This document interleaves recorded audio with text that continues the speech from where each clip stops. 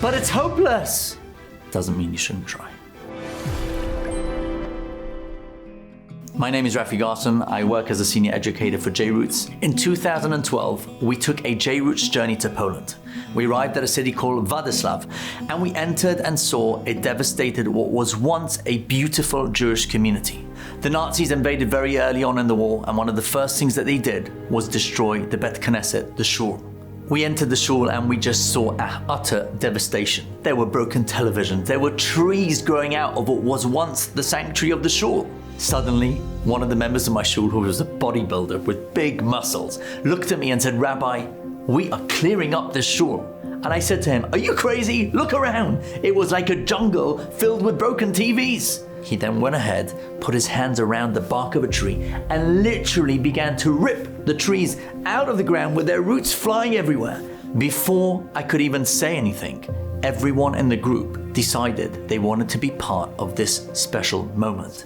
And they began to work together as a team. We could only begin to imagine what it was once used for a community of over 3,000 Jews coming together to read the Sefer Torah on a weekly basis, to hear the rabbi giving his drashot and his sermons. It was a very moving moment.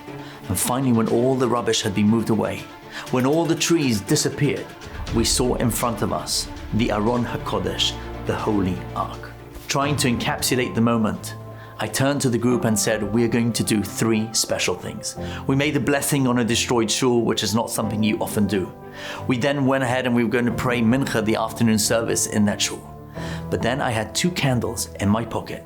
We put them in the Aron HaKodesh, and one of my members went ahead and lit the candles in memory of the Jews that once lived there. The wind blew out the flames. So I asked him to light another match. He lit a second match. The flame on the match extinguished. And as he went to light the candles for the 3rd time, he was about 30, 40, 50 centimeters away from these candles that had been extinguished for almost a minute. They suddenly flickered back to life. And even the hardcore cynics amongst us said, "What just happened? These were not magic candles that you blow and they come back to life. These were cheap Tesco candles." When that happened, we looked around and understood we had just witnessed something miraculous. When the temple was destroyed by the Greeks and the Jews returned, witnessing utter chaos and devastation amongst the ruins and the rubble, they found that one small jug of oil that miraculously lasted for 8 nights. So too, our group. We saw a destroyed Mikdash Me'at, a mini temple that had been destroyed and made so dark, but miraculously by us coming together as a group, teamwork, together everyone achieves more. We were able to bring light back to that place in almost an echo of the miraculous story of Chanukah. In everyday life, we should give, not because we're expecting miracles or wondrous things to happen. We do it simply because it's the right thing to do. Be great, be a giver, do your bit, and you might just see wondrous things.